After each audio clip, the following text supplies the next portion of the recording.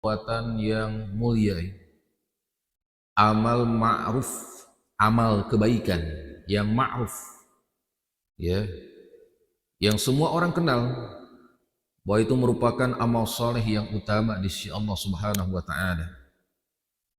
Bahkan dengan bersedekah ini bisa menjadi wasilah semakin dekatnya kita dengan Allah Subhanahu wa Ta'ala, dan menjadi wasilah kita dihindarkan dari su'ul khatimah atau kematian yang buruk, dan keutamaan-keutamaan yang sangat banyak tentang sedekah itu sendiri. Bahkan di dalam Al-Quran Allah Subhanahu wa Ta'ala memberitahukan kepada kita bahwa siapa saja yang berinfak, bersedekah, ikhlas semata-mata karena Allah, Allah akan lipat gandakan pahalanya. Balasannya di dunia dan di akhirat dilipat gandakan oleh Allah Subhanahu wa Ta'ala. Dengan syarat apa, Pak? Dengan syarat ketika berinfak atau bersedekahnya ikhlas semata-mata karena Allah, semata-mata mengharapkan ridho dari Allah Subhanahu wa Ta'ala. Karena keikhlasan ini merupakan pondasi, syarat diterimanya ibadah seorang hamba. Termasuk dalam hal ini apa? Ketika seorang hamba bersedekah, berinfak fisabilillah, di jalan Allah Subhanahu wa Ta'ala. Kita bisa melihat hal ini di surat Al-Baqarah ayat 261. Silahkan, mungkin Bapak ada yang mau membuka ya. Surat Al-Baqarah ayat 261. Allah Subhanahu wa Ta'ala berfirman, A'udzubillahi minasyaitonir rajim. Mathalul ladzina yunfikuna amwalahum fi sabilillah kamathali habbatin ambatat sab'a sanabila fi kulli sumbulatin mi'atu habbah wallahu yudha'ifu liman yasha wallahu wasi'un alim. Perumpamaan infak, perumpamaan sedekah yang dikeluarkan oleh orang-orang yang menafkahkan hartanya di jalan Allah adalah serupa dengan sebutir benih yang menumbuhkan 7 bulir. Ya, 7 bulir. Pada tiap-tiap bulir tersebut ada 100 biji. Alias kalau dijumlahkan menjadi berapa, Pak? 700. Jadi ketika seseorang berinfak, bersedekah di jalan Allah, ikhlas semata-mata karena Allah, Allah akan lipat gandakan pahalanya menjadi berapa, Pak? 700 kali lipat. Banyak apa? Banyak sekali. Besar sekali pahala yang didapat oleh orang-orang yang bersedekah di jalan Allah. Dan Allah akan melipat gandakan ganjaran bagi siapa saja yang dikehendakinya. Artinya, boleh jadi Allah Subhanahu wa Ta'ala akan memberikan pahala lebih dari 700 kali lipat. Makanya pahala yang banyak ya, di antara amal-amal kebaikan adalah bersedekah. Menyedekahkan harta yang kita miliki di jalan Allah, ikhlas semata-mata karena Allah, Allah berikan pahalanya berlipat-lipat sampai 700 kali lipat, sampai tidak terhingga. Wallahu yudha'ifu liman yasha wallahu wasi'un alim. Allah melipat gandakan pahala atau ganjaran, balasan bagi siapa yang Dia kehendaki, dan Allah maha luas karunia-Nya lagi maha mengetahui. Subhanallah ya. Kita sebagai seorang beriman, ketika mendengar satu ayat ini saja, ini menjadi motivasi buat kita agar kita berusaha semaksimal mungkin sesuai dengan kemampuan kita untuk bersedekah di jalan Allah Subhanahu wa Ta'ala. Karena Allah telah menjanjikan 700 kali lipat, bahkan lebih daripada itu. Tergantung apa? Keikhlasan yang kita lakukan ketika apa? Berinfak atau bersedekah di jalan Allah Subhanahu wa Ta'ala. Jadi syaratnya apa, Bah? Syaratnya adalah keikhlasan itu sendiri. Dan di antara bukti seseorang ikhlas dalam memberikan sesuatu kepada orang lain, ya, dalam bersedekah kepada orang lain, adalah tandanya dengan dia tidak mengungkit-ungkit pemberiannya itu. Tidak menyebut-nyebut pemberiannya itu, baik pada saat itu juga atau di suatu hari nanti. Ya, di tanda keikhlasan seorang ini, salah satu tandanya, tidak mengungkit-ungkit pemberiannya. Pun demikian dengan tidak menyakiti orang yang diberinya, baik dengan perkataan ataupun dengan perbuatan. Nah, ini salah satu di antara tanda dia memberikan sedekahnya ikhlas semata-mata karena Allah Subhanahu wa taala. Kita bisa melihat di ayat setelahnya, alladzina yunfikuna amwalahum fi sabilillah tsumma la yutbi'una ma anfaqu manau wala adza lahum ajruhum inda rabbihim wala khaufun 'alaihim wala hum yahzanun. Orang-orang yang meninfakkan, menafkahkan, menyedekahkan hartanya di jalan Allah, kemudian mereka tidak mengirimnya dengan apa? Mengungkit-ungkit pemberiannya tersebut. Dan juga tidak menyakiti perasaan si penerima. Maka mereka akan memperoleh pahala di sisi Rabb-nya. Tidak ada kekhawatiran terhadap mereka dan tidak pula mereka bersedih hati. Kita lihat ya di ayat ini. Allah melarang hambanya yang beriman melakukan apa tadi? Manna, mengungkit-ungkit pemberian, dan adza, yaitu apa? Menyakiti si penerima baik dengan perkataan ataupun perbuatan. Karena kenapa? Karena kalau sampai seseorang ketika bersedekah, ketika memberikan sesuatu kepada orang lain, lalu melakukan manna dan adza, maka otomatis amalan tersebut batal pahalanya. Tidak akan mendapatkan pahala sama sekali. Bahkan dia akan berdosa. Ya, dikatakan berdosa. Maka nanti akan disebutkan bahwa perbuatan tersebut termasuk dosa besar.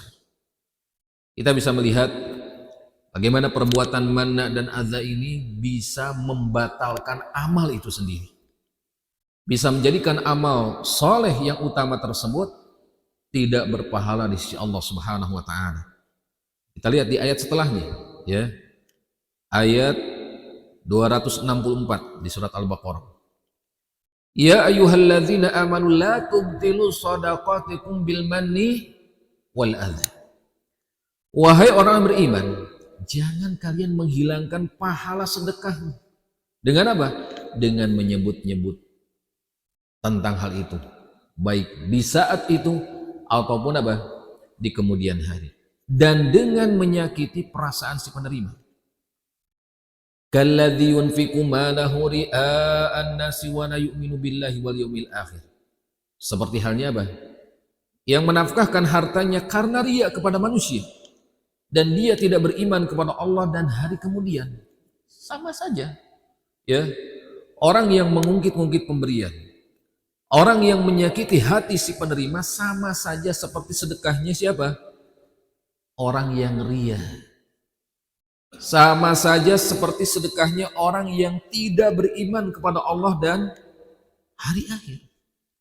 Famathalu kamathali safwanin 'alaihi turab fa asabahu wabilun fatarakahu salda la yaqdiruna 'ala syai'in mimma kasabu wallahu la yahdil qaumal kafirin. Maka perumpamaan orang seperti itu, yakni seperti batu licin yang di atasnya ada gundukan tanah, kita katakan. Kemudian batu itu ditimpa hujan lebat, lalu menjadi bersih lagi. Dia tidak bertanah. Artinya betul-betul tidak ada pahala sama sekali.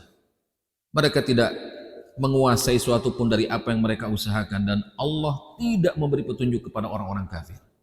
Nah, ini perumpamaan yang sangat bagus ya dari Allah Subhanahu wa taala. Orang-orang yang menyedekahkan hartanya tapi suka mengungkit-ungkit pemberiannya, tapi suka menyakiti hati si penerimanya, seperti batu yang licin ada tumpukan tanah, kena hujan, habis itu. Nggak berpahala sama sekali. Jadi di ayat ini kita bisa melihat ada 4 hal ya yang bisa merusak amalan sedekah seseorang. Yang pertama tadi apa? Mengungkit-ungkit pemberian. Yang kedua apa? Menyakiti hati si penerima. Yang ketiga, kalau kita lihat di konteks ayatnya, yaitu ketika seseorang bersedekah karena ria, ingin hanya mendapatkan apa? Pujian dari orang lain. Oh, saya ini baik, ya saya ini dermawan, ya inginnya mendengar pujian atau dipuji oleh orang lain atau mendengar pujian, ya sum'ah, dibicarakan di tempat-tempat, di masjid, di pos ronda, ya atau di mana si fulan baik, dermawan, seperti itu. Pengen seperti itu. Ya, ingin mendapatkan apa? Pujian dari manusia. Dan yang keempat adalah ketika tidak beriman kepada Allah dan hari akhir. Jika seorang artinya murtad dari Islam. Jadi keempat hal ini dalam ayat tersebut ini bisa membatalkan apa?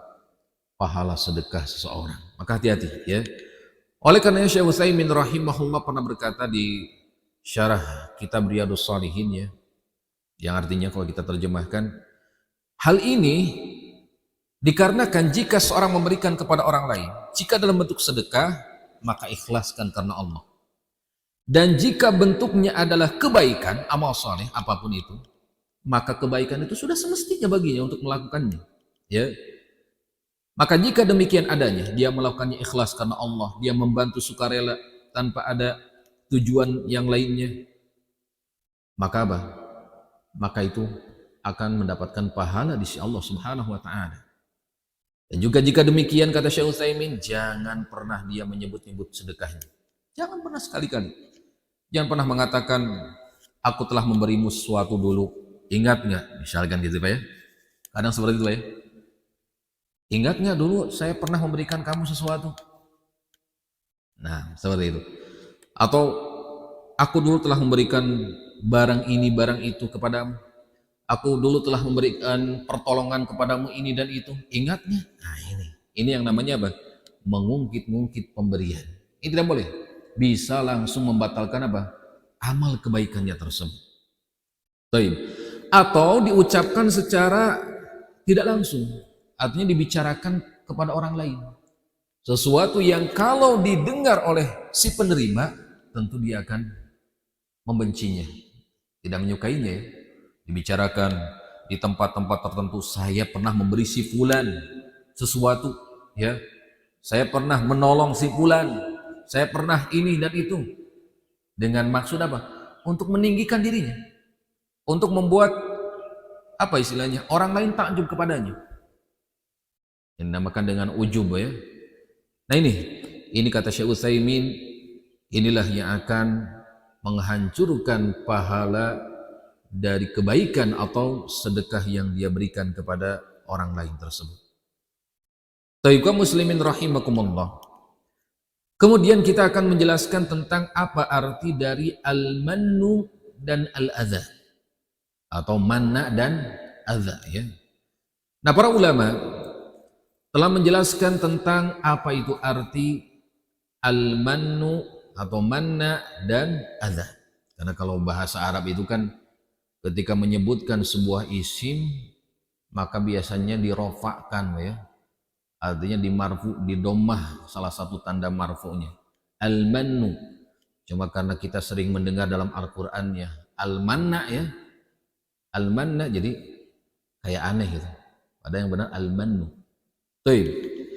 Ibnu Hajar Al-Maki pernah berkata, innal manna huwa an yu'addida ni'matahu 'alal akhir aw yadhkuraha liman la yuhibbul akhidu tila'ahu 'alaihi. Ini maksud dan al-manna adalah menghitung-hitung pemberiannya. Ya, suka menghitung-hitung pemberiannya, menyebutkan pemberiannya kepada orang lain.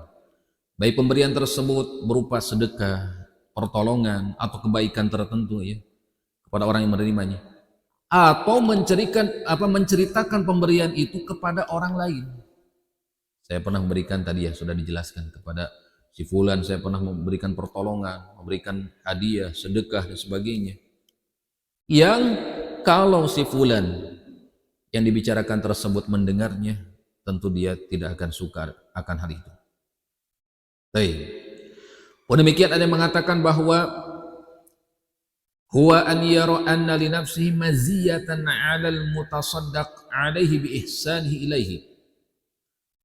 Ada juga yang berkata bahwa yang dimaksud dengan al-mannu adalah seorang yang telah melakukan kebaikan tadi melihat dirinya memiliki keistimewaan, keutamaan melebihi orang yang diberi.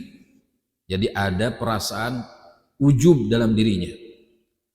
Maka dikatakan oleh Ibnu Hajar Al-Makki di sini katakan, walidzalika la yanbaghi an yatluba minhu du'aan wa la yatma'a fihi. Oleh karenanya tidak pantas orang yang bersedekah tersebut meminta doa kepadanya atau mengharapkan hal tersebut. Khawatir muncul apa? Sifat ujub tadi. Ya. Kalau seseorang merasa dirinya akan muncul sikap ujub, sifat ujub, jangan pernah dia meminta, wahai fulan saya memberi ini kepadamu tapi doakan saya ya. Khawatir muncul apa? Ujub dalam dirinya. Ya. Ada rasa lebih tinggi daripada orang yang diberinya tersebut. Ya, maka kasih saja udah. Kasih. Ketika dia mau memberi sedekah, kasih saja. Tidak usah dia meminta atau memohon agar orang yang diberinya tersebut mendoakannya. Khawatir muncul apa, tadi? Sifat ujub dalam dirinya. Bahkan dikatakan di sini, li'annahu rubbama kana fi muqabalati ihsani fayasqutu ajru. Boleh jadi ya, dengan hal tersebut dia meminta untuk didoakan atau mengharapkan untuk didoakan, ini adalah balasan perbuatan kebaikannya langsung di dunia, tapi pahala di akhirat dia tidak mendapatkannya. Seperti itu Pak ya. Maka dalam berbuat kebaikan yang kita utamakan adalah ikhlas semata-mata karena Allah. Jangan kita mengharapkan ada balasan dari manusia atau ingin didoakan oleh manusia ya, atau meminta tadi kan, didoakan oleh manusia. Khawatir apa? Khawatir ada sifat ujub muncul dalam diri kita. Kemudian Ibnu Hajar Al-Makki juga melanjutkan perkataannya, wal adza huwa an yanharahu au yu'ayyirahu au yashtumahu fahadha kal manni muskitun li thawabihi wa ajri kama akhbarallah. Sedangkan dimaksud al-adza ya adalah orang yang bersedekah membentak orang yang diberinya. Misalkan ketika memberinya sambil marah-marah ya, atau ketika memberinya sambil melempar. Ada yang memberi sambil melempar Pak? Dari mobil dilempar kan ya. Atau memberi ke hadapan mukanya seperti itu. Kan ini ada ya, menyakiti hati si penerima. Ya. Atau menghinanya atau mencelaknya, mencaci makinya. Udah ngasih tapi tambah caci maki. Dasar kamu miskin nih, terima. Udah apa? Udah ngasih tapi caci maki. Seperti itu. Maka ini seperti halnya al-manna tadi. Tidak akan diterima. Tidak akan mendapatkan pahala di sisi Allah Subhanahu wa taala. Artinya menghancurkan ya amalan kebaikan tersebut. Kemudian Imam Al-Qurtubi rahimahullah berkata di dalam tafsirnya tentang ayat-ayat yang berkaitan dengan al-manna dan al-adza tadi ya. Al-mannu dzikru ni'mati ala ma'na ta'did laha wa taqribiha. Ini maksudnya al-mannu adalah menyebut nikmat dengan maksud menghitung-hitung nikmat atau kebaikan tersebut. Tujuannya ingin apa istilahnya? Kebaikan tersebut nantinya disebutkan atau diingat oleh orang yang diberinya. Jadi supaya nih saya pernah berbuat baik kepadamu, jangan lupa ya, seperti itu. Pilih saya, bukan ya. Dan menyalahkan ya kepada orang yang menerimanya. Artinya suatu waktu nanti kalau dia berbuat keburukan kepada si penerima ya, ini bisa menjadi dalil, oh dulu saya pernah berbuat baik kepadamu. Ya istilahnya kamu harus ingat itu. Meskipun saya sekarang berbuat kesalahan atau berbuat ini, tapi ingat dulu saya pernah berbuat baik kepadamu. Nah, seperti itu. Mithla an yaqul qad ahsantu ilaika wa na'astuka wa shibhahu. Seperti misalkan dia mengatakan aku telah berbuat baik kepadamu dulu. Aku telah menolongmu dulu. Ingat, dan juga perkataan yang semisalnya. Ya.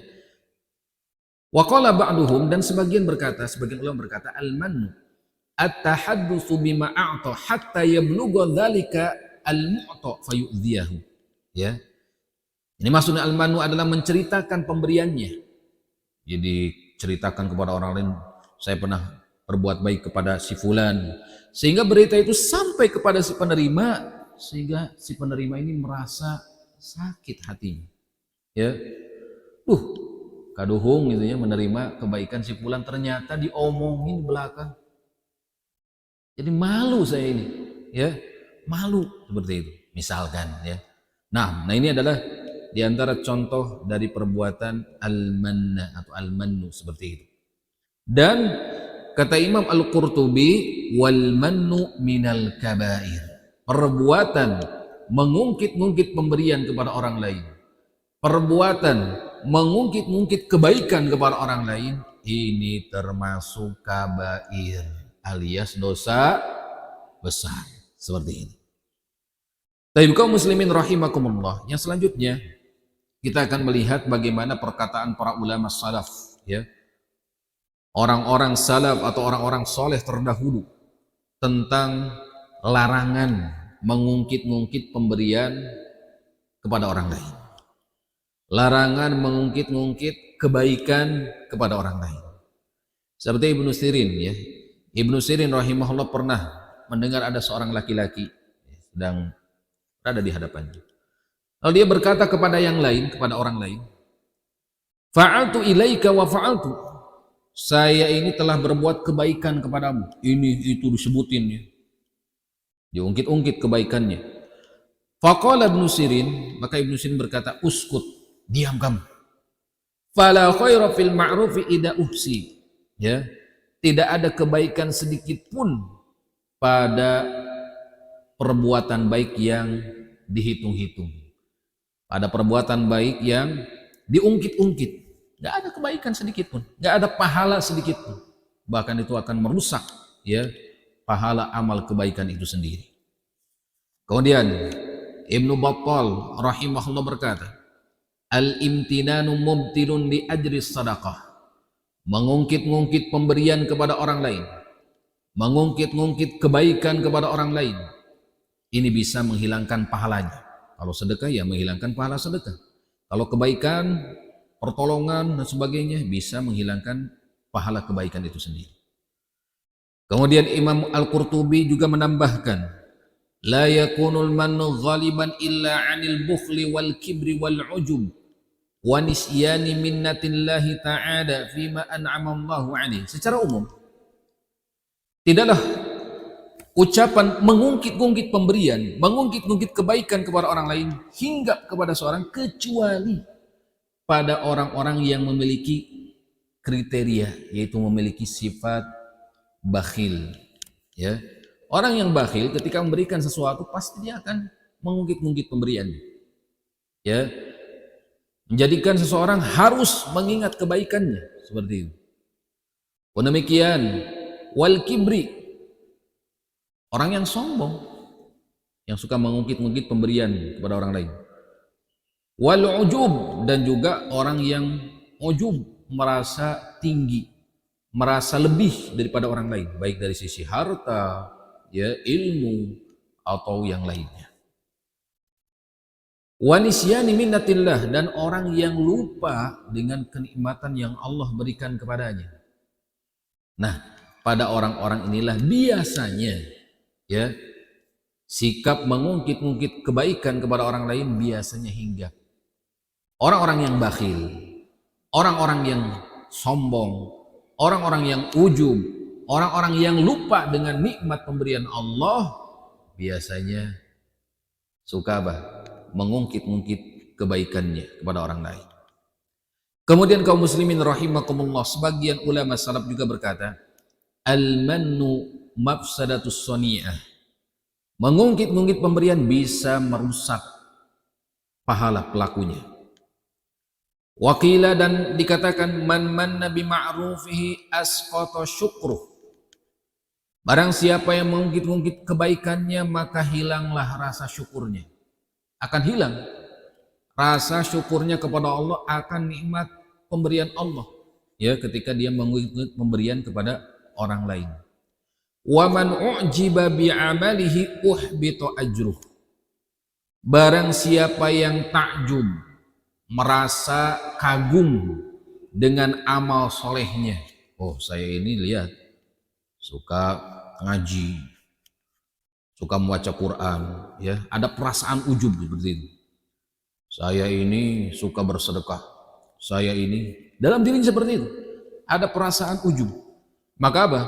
Maka dikatakan di sini uhbita ajruhu, maka pahalanya akan hilang seperti itu. Maka sering-sering kita mengucapkan istighfar, ya, dalam perbuatan kita. Setelah sholat, ya, dalam ibadah kita dan setelah sholat kita dianjurkan membaca astagfirullah, astagfirullah, astagfirullah. Salah satu hikmahnya adalah agar tidak ada rasa ujub dalam diri kita. Karena kita ketika sholat saja banyak sekali kekurangannya, ya, banyak sekali kekurangan, baik dari sisi bacaan mungkin, baik dari sisi memahami bacaan itu sendiri, baik dari sisi kekhusyuan itu sendiri. Maka dianjurkan untuk membaca istighfar.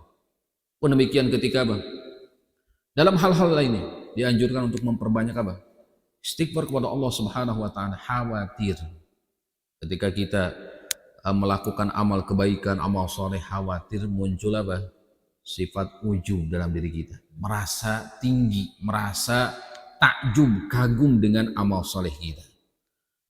Taib kaum muslimin rahimakumullah, para ulama memasukkan perbuatan al-mannu atau manna ini, ya, ke dalam kategori dosa besar, ya. Seperti Imam Al-Qurtubi dalam tafsirnya, tafsir Qurtubi, Imam Az-Zahabi, ya, dalam bukunya yaitu buku Al-Kabair, Ibnu Hajar Al-Makki dalam kitabnya Az-Zawajir, dan para ulama lainnya, ya, mereka menyebutkan bahwa sikap al-mannu, suka mengungkit-ungkit pemberian kepada orang lain, suka mengungkit-ungkit kebaikan kepada orang lain, ini termasuk kategori dosa besar.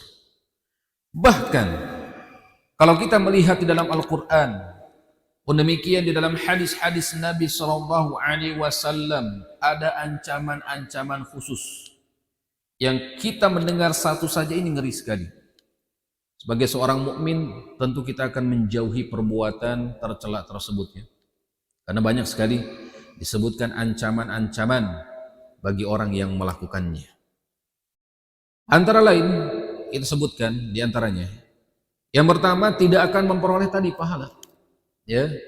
Orang yang suka mengungkit kebaikan atau pemberian tidak akan mendapatkan pahala sama sekali. Sesuai dengan ayat di surat Al-Baqarah tadi, ya, ayat 262. Alladzina yunfiquna amwalahum fi sabilillah tsumma la yutbi'una ma anfaqu mannan wa la adza lahum ajrum 'inda rabbihim wa la khaufun 'alaihim wa lahum yahzanun. Ini bagi orang yang ikhlas. Jadi orang yang memberikan ikhlas, ya, tidak mengungkit-ungkit, tidak mencela orang yang diberinya, tidak menyakiti hati orang yang diberinya, Allah akan berikan pahala. Sebaliknya berarti orang yang bersedekah, berinfak, melakukan kebaikan, lalu dia mengungkit-ungkit kebaikan tersebut dan juga menyakiti hati si penerima, otomatis pahalanya hancur, ya. Tidak akan berpahala di sisi Allah Subhanahu wa taala, betapapun besarnya, ya, sedekah yang dia keluarkan, betapapun banyaknya, betapapun mewahnya suatu yang dia berikan, tapi kalau ada di sana disertai dengan mengungkit-ungkit pemberiannya, pun demikian dengan menyakiti hati si penerimanya, tidak akan berpahala sama sekali. Rugi nggak, Pak? Rugi sekali. Kemudian yang kedua, kerugian yang akan diterima bagi orang yang melakukan al-mannu, mengungkit-ungkit pemberian, yaitu tidak akan diterima alasan atau hujjah, ya, atau uzur nanti di akhirat. Demikian tidak akan diterima tebusannya apapun yang dilakukannya untuk keluar dari neraka tidak akan bisa. Ya. Disebutkan di dalam hadis riwayat Imam At-Tabrani, "Thalathatun la yaqbalullahu lahum sarfan wala adla." Ada 3 golongan di mana 3 golongan tersebut Allah tidak akan menerima alasan dan tebusannya. Yang pertama adalah aqun, seorang anak yang durhaka kepada orang tuanya. Betapapun banyak amal yang dia lakukan, kalau dia durhaka kepada kedua orang tuanya, ini akan menjadi sia-sia. Tidak akan diterima alasannya nanti di akhirat kelak. Karena kenapa? Karena dulu di dunia dia suka berbuat durhaka kepada orang tuanya dengan membentaknya, dengan menyakitinya, atau hal lain sebagainya yang termasuk perbuatan durhaka kepada kedua orang tua. Wa mannan, dan yang kedua adalah mannan, orang yang suka mengungkit-ungkit kebaikan kepada orang lain. Maka kelak di akhirat Allah tidak akan menerima uzur atau alasan apapun. Kemudian yang ketiga adalah wa mukadzibun bil qadar, orang yang mendustakan takdir, tidak percaya takdir, ya. Padahal kita diperintahkan oleh Allah Subhanahu wa taala untuk mengimani akan adanya takdir, baik takdir yang baik ataupun takdir yang buruk. Apapun yang terjadi, maka kita ucapkan apa? Alhamdulillah. Kalau berupa kebaikan, alhamdulillah alladzi bi ni'matihi tatimmus shalihat. Kalau keburukan atau sesuatu yang tidak kita sukai apa? Alhamdulillah ala kulli hal. Ya. Jadi segala puji bagi Allah atas segala sesuatu yang terjadi. Takdir Allah, ya. Semua takdir Allah yang baik, yang buruk, semua ada hikmahnya. Semua ada kebaikan di dalamnya sebetulnya, yang kadang kita tidak ketahui. Seperti itu. Ketika ada sebagian orang misalkan di musim hujan, ya, kadang mengeluh ini dan itu, kok hujan terus, kok ini. Ingat, ini takdir Allah. Ya, yang mesti kita lakukan sebagai seorang yang beriman adalah mengimani takdir Allah dan senantiasa memuji Allah dalam segala keadaan, ya, yang baik, yang buruk, semuanya pasti ada hikmahnya. Kemudian, kaum muslimin rahimakumullah, ancaman atau kerugian yang akan diterima oleh orang-orang yang suka mengungkit-ungkit kebaikannya, yaitu kelak di akhirat dia tidak akan diajak bicara oleh Allah Subhanahu wa taala. Ya, pada saat semua orang, semua manusia diajak bicara, adapun dia tidak akan diajak bicara. Dia tidak bisa melihat Allah, tidak disucikan oleh Allah, ya, dan dia kelak akan mendapatkan apa? Siksa yang pedih. Sebutkan dalam hadis riwayat Imam Muslim, ya, dari Abu Dzar radhiyallahu anhu, Nabi SAW bersabda, "Tsalatsa la yukallimuhumullahu yaumal qiyamah." Ada 3 golongan Allah tidak akan mengajak bicara kepada 3 golongan tersebut, ya, 3 orang tersebut. Wala yanzuru ilaihim, dan Allah tidak akan melihat mereka. Artinya Allah tidak melihat mereka, mereka pun tidak bisa melihat Allah. Karena rasa malu yang ada pada diri mereka sehingga untuk melihat Allah ini gak mampu, ya. Untuk mengangkat kepala ini gak mampu, dan Allah menjadikan mereka tidak mampu. Seperti itu. Wala yuzakkihim, dan Allah tidak akan menyucikan mereka, tidak akan menyucikan dosa-dosa mereka. Walahum adzabun alim, dan bagi mereka siksa yang pedih. Qala faqara'aha Rasulullah sallallahu alaihi wasallam tsalatsa mirar. Abu Dzar berkata bahwa Nabi sallallahu alaihi wasallam menyebutkannya 3 kali, bayangkan. Ya, para sahabat keimanan yang sangat kuat mendengar hal ini ngeri sekali. Ya, bagi orang beriman mendengar hal ini ngeri sekali. Bayangkan, Allah tidak mengajak bicara, Allah tidak memandangnya, Allah tidak menyucikannya, mendapat siksa yang pedih. Ngeri sekali. Dibacakan 3 kali, bayangkan. Semakin tambah ngeri. Qala Abu Dzar, maka Abu Dzar berkata, khabu wa khasiru. Ya, mereka pasti kecewa dan rugi. Rugi sekali. Hal-hal yang diharapkan oleh manusia ini untuk diajak bicara oleh Allah, untuk dipandang oleh Allah, disucikan dari dosa-dosa, dijauhkan dari siksa api neraka. Hal yang diharapkan oleh manusia, namun orang ini tidak dapat. Bayangkan, rugi sekali. Manhum ya Rasulullah, kata Abu Dzar. Siapa mereka tiga golongan tersebut yang merugi? Ya Rasulullah. Qala, Nabi SAW bersabda, al-musbil. Yang pertama, al-musbil. Al-musbil dimaknai oleh para ulama yaitu orang yang memanjangkan celananya melebihi kedua mata kaki. Ini dimaknai oleh para ulama salaf. Wal mannan, dan orang yang mannan tadi mengungkit-ungkit pemberian kepada orang lain. Wal munafiqu sil'atahu bil halifil kadzib, atau wal munfiqu sil'atahu bil halifil kadzib. Dan orang yang melariskan dagangannya dengan sumpah palsu. Biasanya seperti itu, Pak ya. Ada sebagian pedagang untuk melariskan dagangannya sumpah-sumpah, atau bahasa lainnya swear gitu, Pak ya. Swear atau sumpah beneran. Nah, ini biasanya sumpah di kalangan Arab yaitu demi Allah. Demi Allah, ini barang bagus. Ternyata setelah sampai di rumah pecah misalkan, atau barangnya jelek dan sebagainya. Jadi mereka berani bersumpah dengan nama Allah untuk sekedar melariskan dagangannya. Nah ini ya. Jadi dalam berdagang hendaknya kita jujur dalam dagangan kita. Ya, kalau ada memang kekurangan atau apa, sebutkan kekurangan tersebut sehingga tidak menjadikan konsumennya tertipu dengan dagangan kita seperti itu. Kenapa? Karena orang yang berusaha melariskan dagangannya dengan sumpah palsu, istilahnya berani bersumpah dengan nama Allah, maka hati-hati. 4 ancaman tadi akan didapatkan seperti itu. Kemudian kaum muslimin rahimakumullah yang selanjutnya, waktu syuruk berapa menit lagi? 2 menit lagi, ini sedikit lagi Pak. Yang selanjutnya adalah dia diancam tidak masuk ke dalam surga. Oh, ngeri sekali Pak ya. Mendapat ancaman tidak masuk surga. Kita semua tentu ingin masuk surga. Bahkan kita katakan orang sebejat apapun, sejahat apapun, kalau ditanya, Pak mau masuk surga, mau masuk neraka? Surga tuh. Betul nggak? Semua sejahat apapun. Orang yang tidak sholat, orang yang mabuk-mabukan, orang yang berzina, orang yang berjudi, riba dan sebagainya, ditanya seperti itu, surga lah pasti. Semua ingin surga.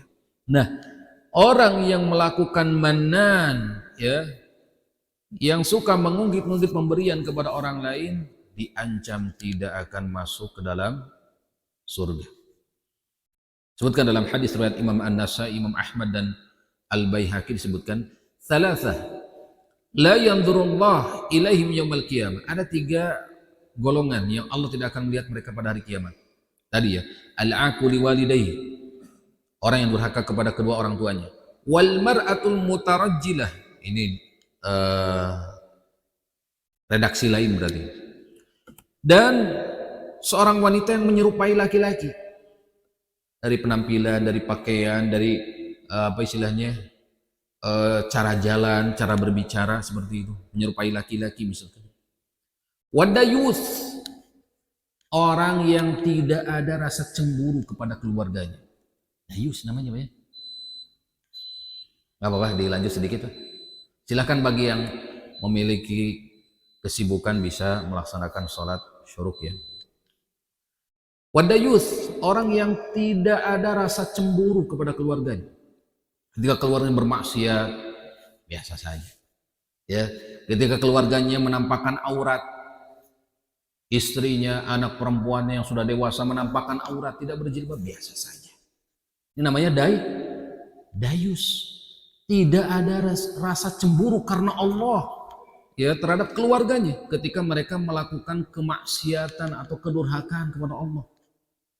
Nah ini orang yang tidak akan dilihat di hari kiamat oleh Allah Subhanahu wa taala. Wa dzalazatun la yadkhulunal jannah, dan ada 3 golongan orang-orang yang tidak akan masuk surga. Yang pertama al-aqu liwalidayhi, orang yang durhaka kepada kedua orang tua. Wal mudminu 'alal khamri, pecandu minuman keras. Wal mannanu bima a'ta, dan orang yang suka mengungkit-ungkit pemberiannya. Nah ini, dengan keterangan tersebut ya, kita sebagai seorang beriman, orang yang mengimani Allah Rabb kita, Muhammad adalah Rasulullah ya, maka kita harus betul-betul menjauhi perbuatan tercela tersebut, yaitu apa? Suka mengungkit-ungkit pemberian orang lain. Dalam memberi, dalam berbuat baik, hendaknya yang paling utama yang harus kita tanamkan adalah ikhlas, semata-mata mengharapkan apa? Pahala, mengharapkan ridho dari Allah Subhanahu wa taala. Ini yang paling utama. Bahkan disebutkan di pertengahan di ayat surah Al-Baqarah tadi, qaulun ma'rufun wa maghfiratun khairum min shadaqati yatbauha adza wallahu ghaniyyun halim. Perkataan yang baik dan pemberian maaf ini lebih baik daripada apa? Sedekah yang diiringi dengan apa tadi? Menyakiti atau menyebut-nyebut pemberian ya. Lebih baik perkataan baik ya, pemberian maaf. Dan Allah makanya lagu maaf penyantun seperti ini. Jadi landasan yang harus kita tanamkan adalah ikhlas semata-mata karena Allah dalam kebaikan kita, dalam sedekah, infak ya, dalam semua ibadah kita. Karena kenapa? Karena Allah Subhanahu wa taala telah menyebutkan di beberapa ayat ya, innama nut'imukum liwajhillah la nuridu minkum jazaa'a wala syukura. Ketika kita memberi ya kepada fakir miskin, anak-anak yatim, orang-orang yang ditawan di ayat ini, maka apa? Innama nut'imukum liwajhillah, kami memberi makanan ini liwajhillah, karena mengharapkan wajah Allah, mengharapkan ridho Allah Subhanahu wa taala. La nuridu minkum jazaa'a wala syukur, kami tidak menghendaki apa? Jaza, balasan. Enggak mengharapkan ada timbal balik, wala syukur atau ucapan terima kasih. Itu bukan utama ya, itu bukan yang kami harapkan. Kami hanya mengharap apa? Ikhlas semata-mata karena Allah, ingin mengharapkan ridho dari Allah Subhanahu wa taala. Itu saja ya. Mau kalian berterima kasih silahkan, itu urusan kalian. Mau kalian ada timbal balik nanti silahkan, itu bukan urusan saya ya. Yang pertama yang saya niatkan adalah ikhlas semata-mata karena Allah Subhanahu wa taala. Dengan hal tersebut insya Allah kebaikan kita akan berpahala ya, sedekah kita akan berpahala, dan tentunya akan menjadi penyelamat kita di akhirat nanti, dimasukkan ke dalam surga. Mudah-mudahan pembahasan ini bermanfaat, dan mudah-mudahan kita bisa menjauhi ya segala perbuatan-perbuatan yang tercela dalam kehidupan ini, sehingga kita bisa selamat ya di dunia dan juga di akhirat nanti. Demikian, silahkan kalau ada yang mau ditanyakan seputar apa yang telah dijelaskan tadi, silahkan.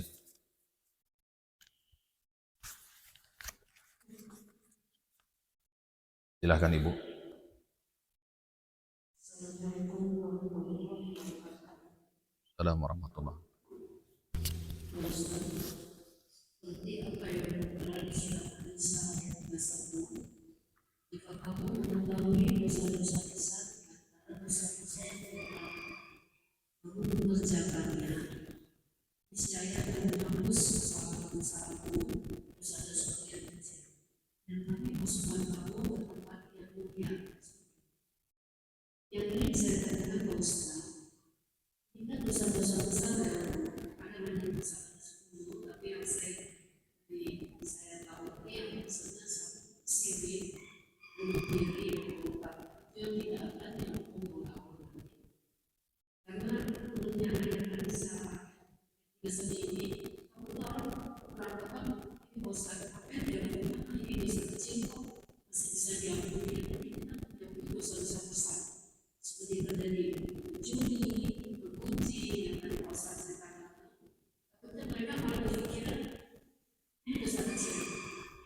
Bagi kita yang kurang memahaminya Pak Ustaz, itu kan pertama. Dan yang kedua, jadi Pak Ustaz sudah dijelaskan mungkin bagaimana orang sudah terlanjur melakukannya setelah mendengar manusia Pak Ustaz Waalaikumsalam warahmatullahi wabarakatuh. Jazakillah khairan kepada ibu yang bertanya. Taib. Ada beberapa dosa yang disebutkan di dalam ayat Al-Quran sebagai dosa besar yang tidak diampuni oleh Allah Subhanahu wa Ta'ala ketika dia mati dalam keadaan belum tidak bertaubat kepada Allah Subhanahu wa Ta'ala. Salah satunya itu perbuatan syirik ya. Karena Allah Subhanahu wa Ta'ala berfirman, "Innallaha la yaghfiru ayyushraka bihi wa yaghfiru ma duna dzalika liman yasha." Allah tidak akan mengampuni dosa syirik. Ya. Dan Allah akan mengampuni dosa selain syirik bagi orang-orang yang dikehendakinya. Jadi ada beberapa dosa yang dikatakan tidak akan diampuni ketika syaratnya apa? Dia tidak bertaubat sebelum matinya. Adapun kalau dia sempat bertaubat ya sebelum matinya dengan taubat yang sebenar-benarnya, taubatan nasuha, sebesar apapun dosa yang dia lakukan Allah akan ampuni. Ya. Termasuk perbuatan apa? Syirik ini. Kesyirikan, dosa yang paling besar ini, ketika dia bertobat kepada Allah dari perbuatan syirik, lalu dia mengganti ya dengan amal-amal soleh, amal kebaikan, Allah akan terima taubatnya tersebut. Ya, qul ya ibadiyalladzina asrafu ala anfusihim apa? La taqnatu mir rahmatillah, innallaha yaghfiru dzunuba jami'an, innahu wal ghafurur rahim. Jadi Allah mengampuni semua dosa apapun itu. Jadi kalau kita bertaubat kepada Allah dari dosa apapun, dosa besar ya, dosa besar syirik, dosa besar sihir, dosa besar ini dan itu, membunuh misalkan dan sebagainya, Allah akan terima taubatnya. Asalkan dia betul-betul ya memenuhi syarat-syarat taubatnya seperti menyesali perbuatan tersebut, berazam untuk tidak mengulanginya di hari kemudian, mengganti dengan amal soleh ya di setelahnya seperti itu. Kemudian kalau yang berhubungan dengan hak sesama manusia mengembalikannya seperti itu. Ini diantara istilahnya syarat-syarat taubat nasuha atau taubat yang diterima oleh Allah Subhanahu wa Ta'ala. Dan tadi yang disebutkan seperti mencuri ya, menggibah, ini sudah kita jelaskan ya bahwa itu termasuk kabair ya, termasuk dosa-dosa besar. Nah, yang mirisnya di zaman sekarang, ghibah kita katakan, membicarakan orang lain, membicarakan keburukan orang lain, dianggapnya seperti hal yang lumrah ya, seperti hal yang sepele. Padahal sudah kita jelaskan bersama-sama kemarin, ghibah menurut mayoritas para ulama ini termasuk apa? Dosa besar. Ya, dosa besar meskipun belum mencapai kepada apa? Kekufuran ya. Dosa besar. Yang kalau seseorang tidak bertaubat kepada Allah, ini ancamannya dahsyat sekali di akhirat ya. Maka hendaknya kita senantiasa berdakwah dimanapun kita berada. Ketika kita menemukan di keluarga kita ada yang menggibahi orang lain, ingatkan ya. Ketika di kantor, di bahkan di tempat pengajian sekalipun ya, ketika ada seorang yang menggibah, ingatkan bahwa ini adalah perbuatan yang salah ya, bahkan termasuk di antara dosa besar yang ancaman dahsyat telah disediakan Allah di akhirat nanti. Kejauhi gitu ya, seperti itu. Adapun dosa-dosa kecil, kita katakan ya, para ulama telah menjelaskan bahwa seorang yang beriman pasti akan berusaha menjauhi dosa sekecil apapun itu. Dia akan menganggap dosa itu, dosa kecil itu ya, seperti gunung yang akan menimpanya. Ini seorang mukmin yang masih bersih hati. Seperti gunung yang akan menimpanya, yang tentu kita akan menghindarinya sejauh-jauhnya, betul nggak? Gunung akan roboh nih, kita tetap aja di situ. Gak mungkin kan? Pasti kita akan apa? Berusaha lari. Berbeda dengan orang munafik, yang ketika melakukan dosa kecil itu apa? Seakan-akan lalat hinggap di hidungnya, biasa saja, begitu saja digebah. Jadi seakan-akan hal yang sepele bagi orang-orang munafik. Seperti itu ya. Jadi orang yang beriman akan menganggap dosa itu sesuatu yang akan seakan-akan menimpanya, dahsyat sekali. Sedangkan orang munafik akan menganggap dosa itu seperti lalat yang hinggap di hidungnya saja. Bisa digebah, artinya dia enak melakukan dosa tersebut. Seperti itu. Maka dengan ilmu, ya, dengan kita terus mengaji, insya Allah ini akan menguatkan keimanan kita dan juga akan menguatkan azam kita untuk menjauhi semua perbuatan-perbuatan tercela, termasuk apa ini? Membicarakan orang lain, keburukan orang lain. Termasuk yang dijelaskan ini, mengungkit-ungkit apa? Pemberian kepada orang lain. Dan tadi pertanyaan yang kedua, bagaimana cara ya menyadarkan seseorang yang misalkan terhinggap seperti itu ya? Nah, dengan taubatan nasuha. Setelah mengetahui ilmunya tentang keburukan-keburukan yang akan diterima oleh orang-orang yang melakukan hal tersebut, tinggal yang kita lakukan sebagai orang beriman adalah cepat-cepat bertaubat kepada Allah. Ya, kita tahu kita sebagai manusia pasti berbuat kesalahan dan dosa. Kata Nabi SAW, kullu bani adam khata'un. Setiap manusia pasti berbuat kesalahan dan dosa. Satu waktu mungkin kita pernah ya mengungkit-ungkit pemberian kita, kebaikan kita kepada orang lain. Ya, namanya manusia ya. Ada waktu tergelincirnya, ada waktu kelirunya seperti itu. Maka apa? Wa khairul khata'in at-tawwabun. Sebaik-baik orang yang melakukan kesalahan adalah orang yang segera bertobat kepada Allah Subhanahu wa taala. Segera taubat. Ya, segera menyesali perbuatan tersebut dan berazam untuk tidak mengulanginya di hari kemudian. Ini yang paling penting ya. Yang paling penting dari taubat dari dosa-dosa besar. Salah satunya mengungkit pemberian atau kebaikan kepada orang lain seperti itu. Mudah-mudahan apa yang disampaikan bermanfaat atau yang dijawab bermanfaat. Saya tutup dengan doa kafaratul majlis. Atau masih ada yang bertanya? Silakan Pak. Nah, khawatir ini udah siang ya, sebagian bapak-bapak udah nggak tenang. Nah, Assalamualaikum warahmatullahi wabarakatuh. Kita boleh mengambil sebagian dari donasi operasional misalnya untuk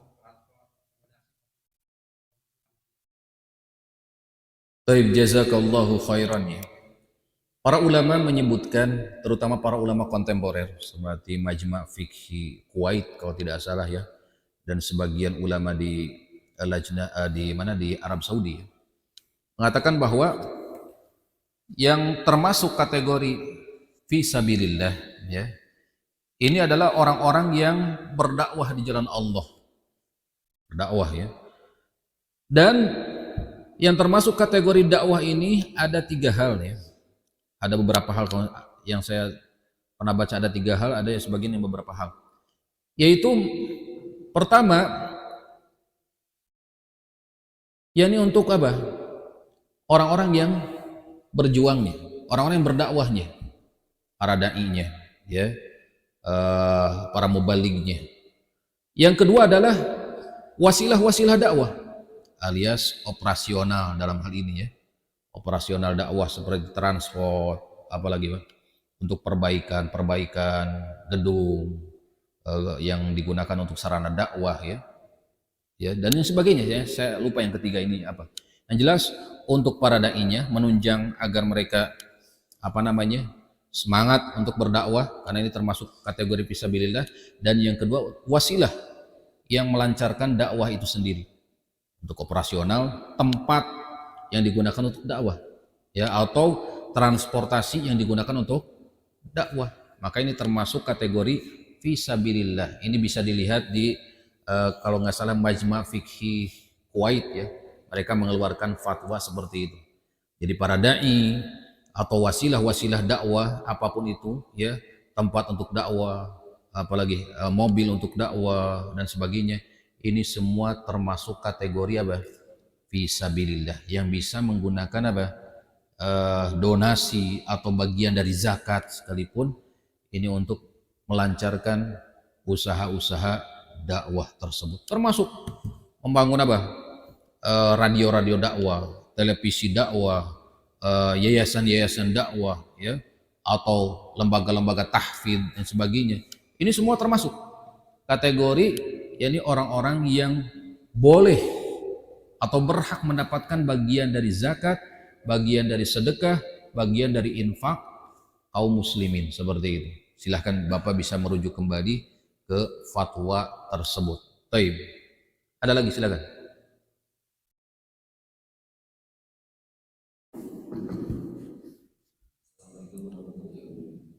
Waalaikumsalam warahmatullahi wabarakatuh.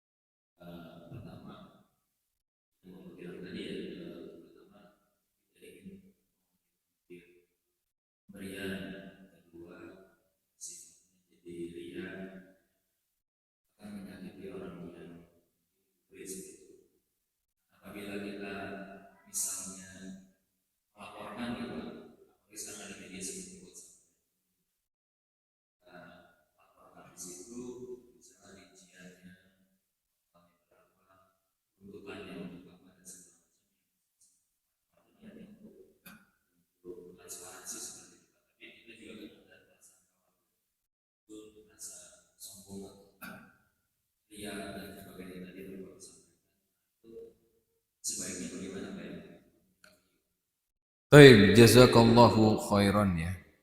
Kalau kita bisa melihat di sini sebetulnya bukan mengungkit-ungkit pemberian ya, ini pengumuman saja. Karena kenapa? Karena yang diumumkan bukan pemberiannya, misalkan alhamdulillah saya telah memberikan, bukan kan? Biasanya diumumkan apa?